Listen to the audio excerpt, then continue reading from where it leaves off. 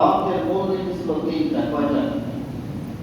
বিশ্বনবী মুহাম্মদ রাসূলুল্লাহ সাল্লাল্লাহু আলাইহি ওয়াসাল্লাম মানুষদেরকে দাওয়াত দিয়েছেন তিনটা বিষয়ে। এক নম্বর হলো তাওহীদের শিক্ষা।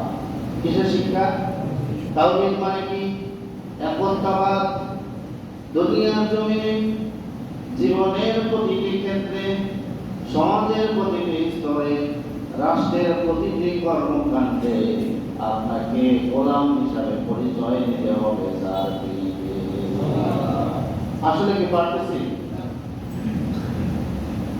পহেলা বৈশাখ কালে আমাদের বাংলাদেশে যে অনিসলামিক কর্মকাণ্ড হচ্ছে, এটা সম্পর্কে আমরা কতটুকু অবগত আছি?